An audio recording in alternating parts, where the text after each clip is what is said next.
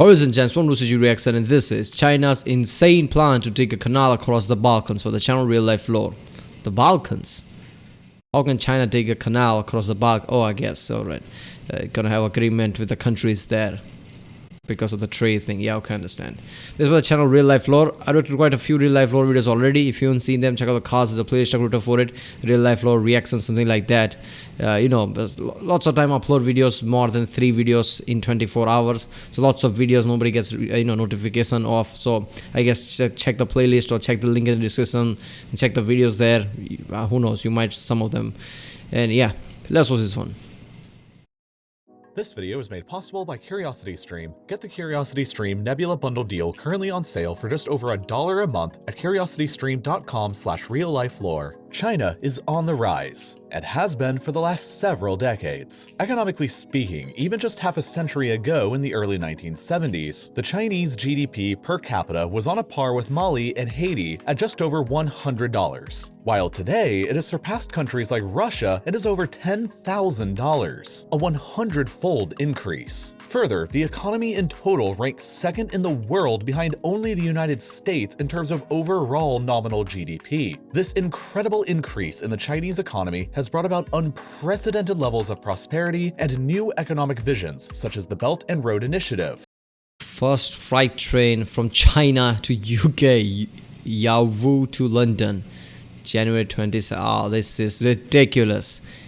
China to UK, that is extremely long train.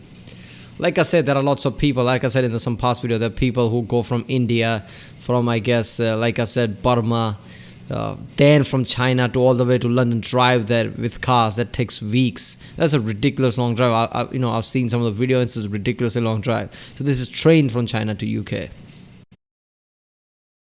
which is aimed at investing globally to increase trade and develop a 21st century version of what was the old Silk Road. As part of this economic vision, China has engaged something like 138 countries and 30 international organizations and provided funding for large infrastructure projects across the world, like ports, railways, and more. One specific piece of this vision is what is known as the Maritime Silk Road, which covers the sea route from China stretching across the South China Sea, over the Indian Ocean towards Africa, and on through the Suez Canal.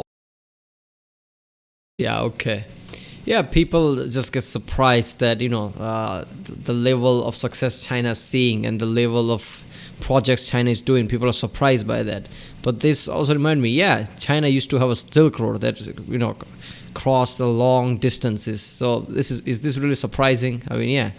Reaching Europe through several main ports on the Mediterranean. Essentially, it's a complementary initiative to the main portions of the initiative aimed at investing and fostering relationships with other countries, while ensuring that Chinese goods can be supplied globally. But if we zoom in on Europe specifically, we can see 2 ports that China has focused on more than most: the Greek port of Piraeus and the Italian port of Trieste. Here, China has invested hundreds of millions of dollars into infrastructure and improvements, hoping to increase capacity and ensure that Chinese goods are able to be delivered all across Europe. But there's just one problem. Although these ports do grant access to Europe, I mean, yeah, this port is important because you can also, I guess, go from here and basically transport things here, and also this is the nearest to all the European countries like Germany, France, even to the UK.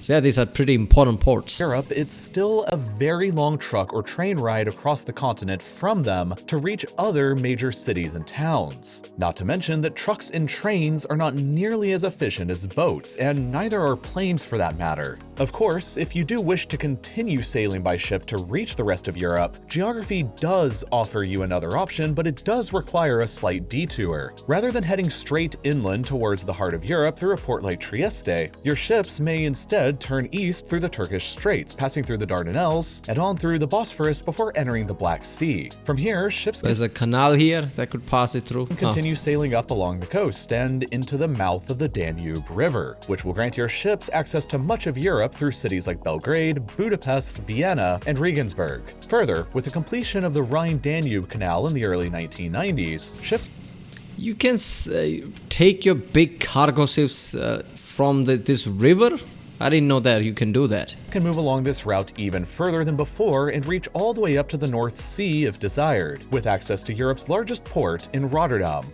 But what if you could pass through the Danube and all of the cities and ports alongside it through maybe a more direct route? Well, this is exactly what China, as well as several other countries in the European region, are exploring, as a direct route to the Danube from the Mediterranean Sea would provide an incredible benefit. It turns out there are actually two paths being considered for this proposed shortcut. Option 1 would connect the Danube to the Aegean Sea near Greece by using two existing rivers, the Morava River, which runs through Serbia, and the Vardar River, which runs through North Macedonia and on into Greece. By connecting these rivers via a canal and widening the river at some points, there would be a clean path all the way from Thessaloniki on the coast of the Aegean Sea all the way up to just east of Belgrade on the Danube River. Of course, this option doesn't come without its challenges, as much of the river would be required to be widened and cleaned up. You see, today, much of the river is quite narrow, which would prevent the passage of many cargo ships.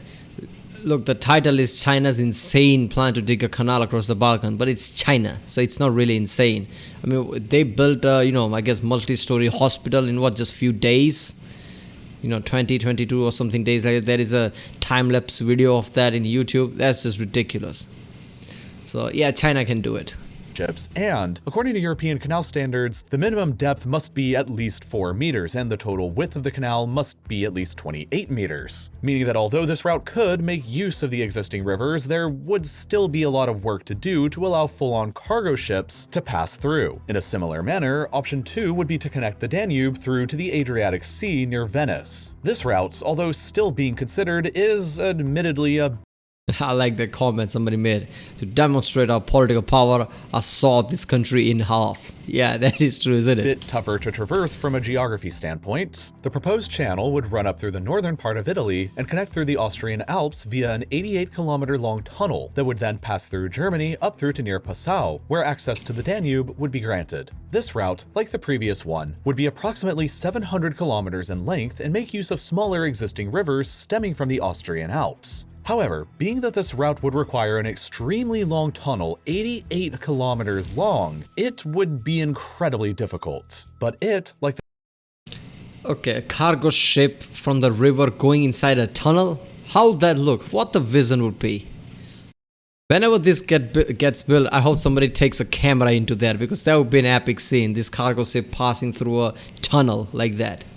The first option would save a massive amount of time for future cargo ships as opposed to going through the Black Sea route. For example, while considering the first option, the distance from the Aegean Sea to Belgrade via the Black Sea and along the Danube is roughly 1,900 kilometers. Compare this to the distance that you would take through the canal, which would be somewhere around 1,000 kilometers from the middle of the Aegean Sea to Belgrade. Therefore, ships entering the Mediterranean via the Suez Canal from Asia, like Chinese cargo vessels, would each be saving around 900 kilometers of transportation time to major European ports and cities like Budapest, Vienna, and Rotterdam if this canal existed. And at an average sailing speed of 10 kilometers an hour, that would be the difference in nearly 8 days of sailing normally versus just over 4 days with the canal. Now, of course, you would have to add in some extra time for canal locks and possibly some traffic, but you get the point. It would save a massive amount of time and also be way more efficient, which ultimately will save the Chinese a lot of money.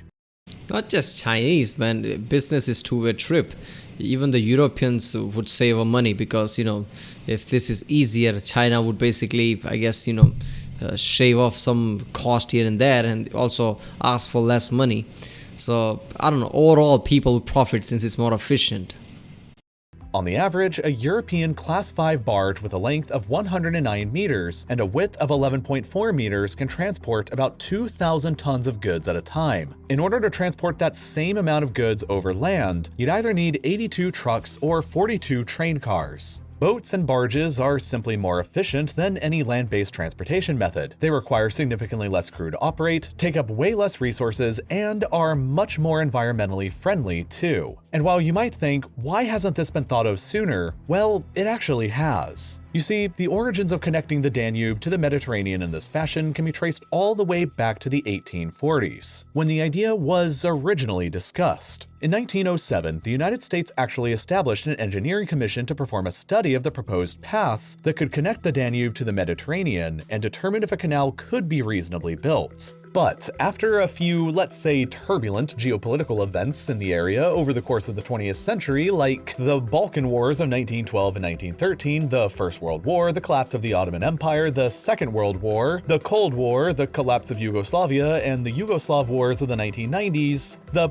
project was eventually put aside. The past century has been infamously chaotic for the Balkans, and chaos breeds fear and uncertainty, which are things that outside investors generally don't appreciate. Yeah. Even today, a project like the canal from the If the region is, unstable, I mean, when it comes to business, people basically see the sheets and charts. I mean, like, if the region is unstable, you don't know how your investment is going to come out. So nobody's going to invest in that.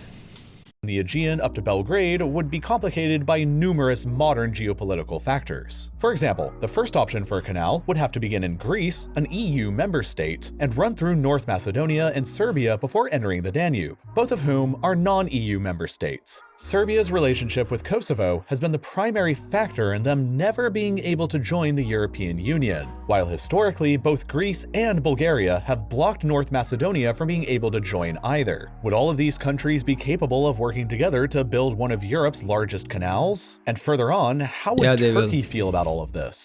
Yeah, all of them will fall in line because China is the one who's doing it. China will be like, you better fucking fall in line.